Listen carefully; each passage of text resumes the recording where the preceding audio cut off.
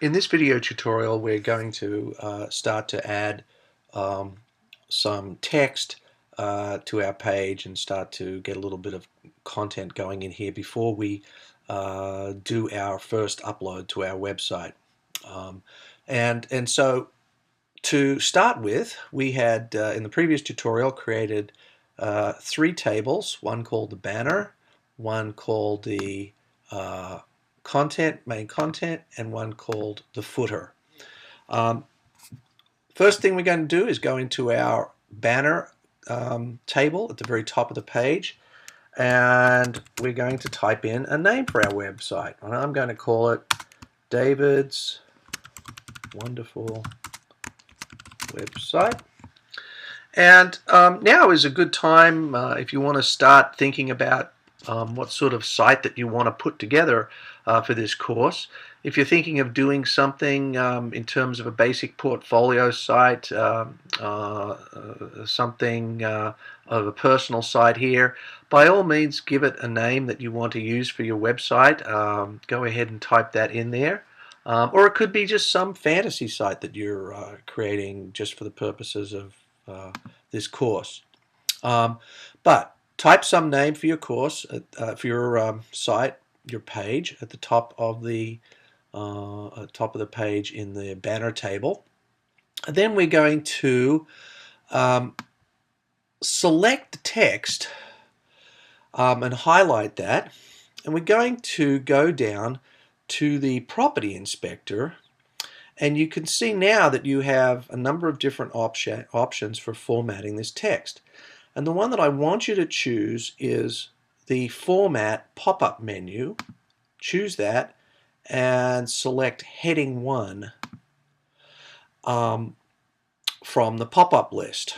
And notice we've got a number of different heading settings, but Heading 1 will make it 24 point times. More importantly, however, Heading 1 or H1 makes this text the most important text on your web page. So the H1 tag, and you can see the tag over here in the HTML code window here. There's the H1 tag. The H1 tag tells search engines that this is the text that should be displayed when somebody searches for your website. The H1 text will be shown. So it's the most important text on your page as well. And you can see we can change the style through our CSS sheet here in a minute. But just add the H1 text, H1 tag to that text, and then let's click off the side of the tables here to deselect, and we'll go to the content area, the main content area, and let's type in for the moment menu. And we're going to put a very, very simple basic menu to get started here for our site. And after we type menu in the top of the left middle cell, hit return, and we're going to type in home, and then hit return again, and we're going to type in Columbia. Let's type in gallery, and let's add one more menu item here, or a possible navigation link. That's what this list really is. And we'll put in contact me. And let's not hit return on that. Let's just let that one go. If you hit return, it doesn't matter. You can hit return and hit delete. Notice that when I did that, it moved the menu down, all of these items down, to be centered in the table. And by default, when you add content to a table, it does center the content. To change that, simply click anywhere inside this table cell and go down to the property inspector.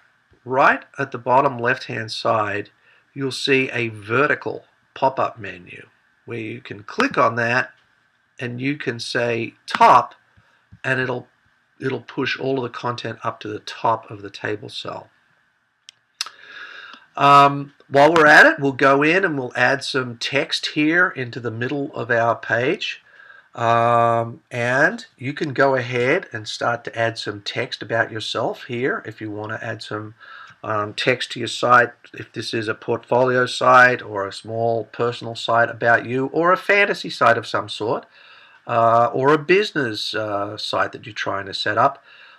You can go ahead and start adding content here that you want to put in. I don't have any specific content that I'm prepared to copy and paste or type in, but I want to put some placeholder text in here. So I'm going to go to my browser, and I'm launching my browser down here. I'll just use Safari. And I'm going to go to this great website called lipsum.com and get some lorem ipsum, which is placeholder text. And so here's the lorem ipsum website,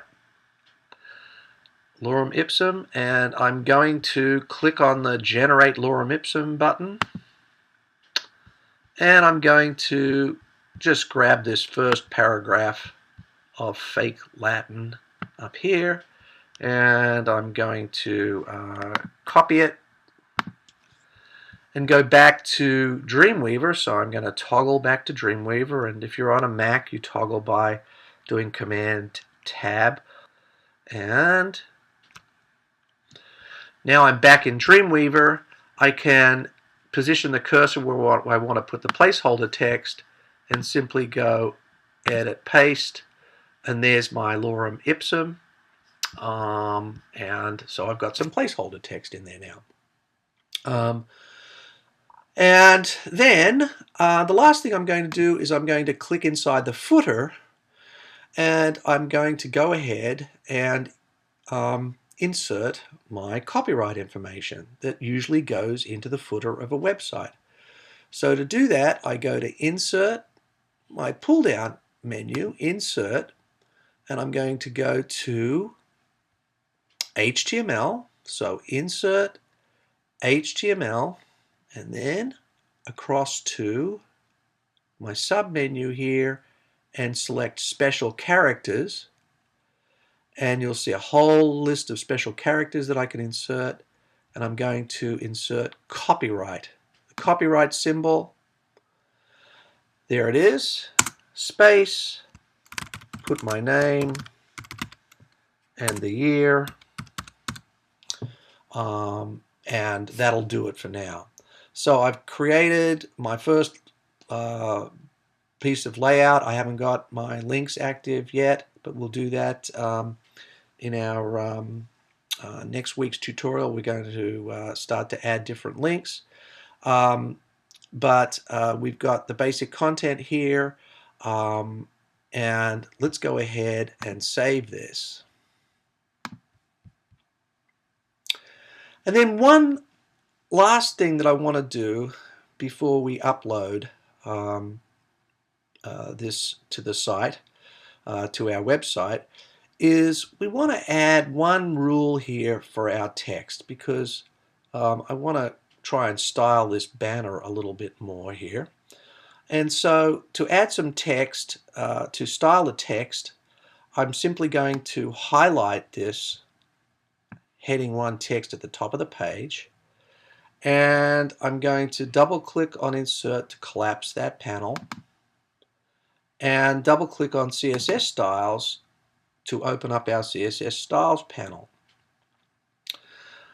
I'm going to now add a new rule like we did with the body in the earlier tutorial.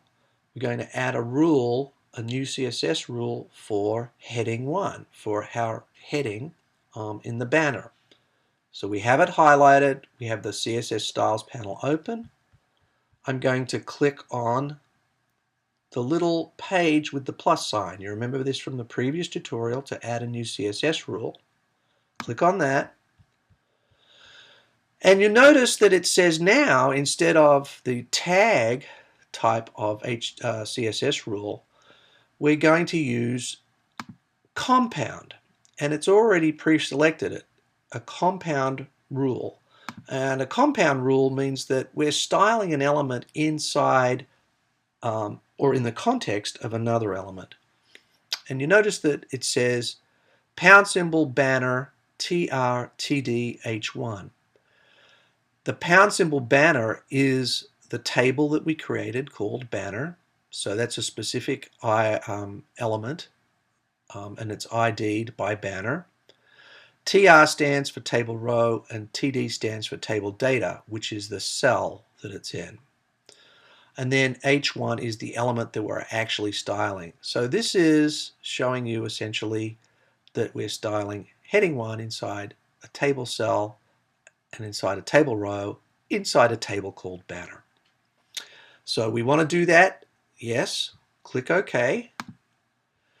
And all we're going to do here is under type is we're going to choose a font we want. And notice when we click on the font family, we see a list of fonts here that are safe for us to use on the web. And we'll have a discussion on this in next week's tutorials. We'll have a lengthy discussion on font types and what we can use and how fonts work on the web. But suffice is to say, as for the moment, we're going to choose one of these font families to use for our banner. And I'm going to choose this sans serif type here, which is Arial Helvetica sans serif. And I'm going to choose the font size. I'm going to go for 36. And I'm going to set the size to pixels from the pop-up menu here. So I'm going to choose pixels instead of points. And then the last thing I'm going to do is change the color of the text. So I'm going to go color, and I'm going to use this dark red color. Click apply to see how it looks. And so it's given my banner a different look. And you can feel free to choose whatever style you want for your website. But I'm just going to use this just as an example right now.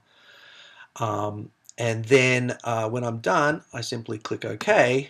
And so now I've got a basic rule here applied. Now, notice that you can't just choose any font that you want from your computer system. And as I said, I'll have a specific discussion on this in next week's lesson.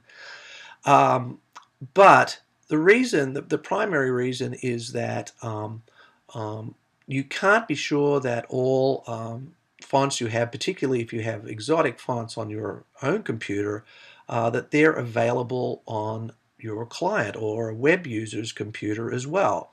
And all web pages do through the styles is really tell the computer what font should be used on the system to display that text. And so the fonts are not built into your web pages. And so don't just choose any font on your system and expect that it'll show up on everybody's computer that visits your site. So you need to be wary about different fonts that you use. However, there is one way that you can be sure that the right font is going to get used in your banner, and that is to do it as a graphic element. So there is a way that you can replace this text in your banner with a graphic. And part of your assignment for next week is going to be to put together a banner that we're going to replace this text with.